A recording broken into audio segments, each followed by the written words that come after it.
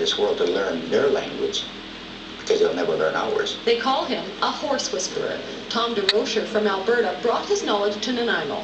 He explained how this horse that has never been saddled before would naturally be afraid at first, but demonstrated how to gain his trust. If you're scared, if you're nervous around horses, that horse doesn't want to be with you. He's already telling you you're nervous. You're not confident. You're not sure what you want. So you have to be clear to be able to speak with a horse. A horse whisperer can see, hear, and feel what that horse is dealing with, and be able to communicate back with them within their own language. And it's not something you learn overnight. It takes a special person to be able to do that. And I watch Tom do it all the time. What I'm hoping people will learn, I guess, is to have a different look at horses. That they're not a pet, they're a companion. I'm hoping that they look at things a little different, show more respect, more communication with their animals. To me, that's what horse whispering is, letting the horse teach you about you, let the horse teach you about communicating with not only with animals but also with people. To watch Tom in a ring with a horse, he knows what that horse is thinking. Almost like, he's been there and done that. The best teachers I guess I had in life were horses.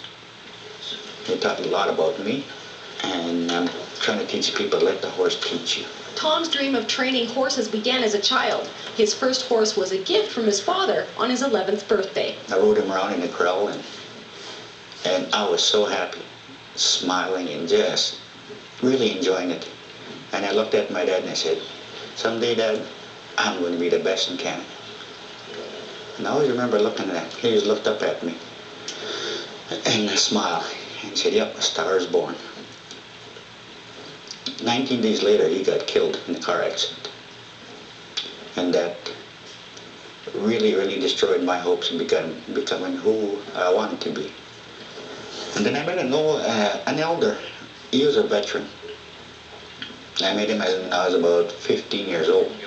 He used to bring me horses to ride. He talked me into started riding horses, training horses. I was 16 years old. I didn't really have that much guidance, but the people that tried to help me were all forceful. They're all brutal. Always teaching you how to beat the horse up to submission. Show the horse who's the boss.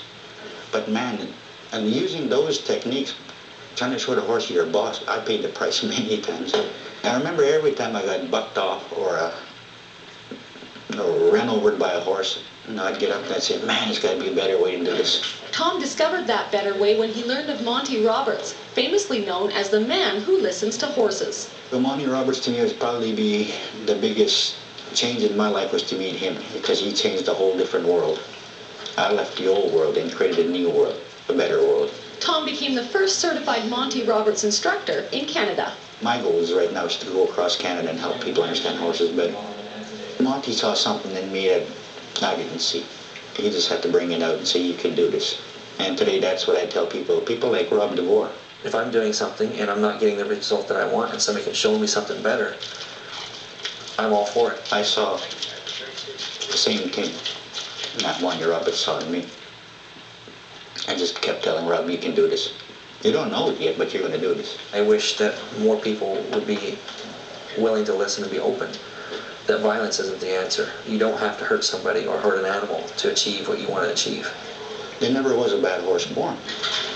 So those are the things that I'm hoping people will understand to communicate with their horses much better than what they're doing now. My goal in life is to create a better world for horses and people too.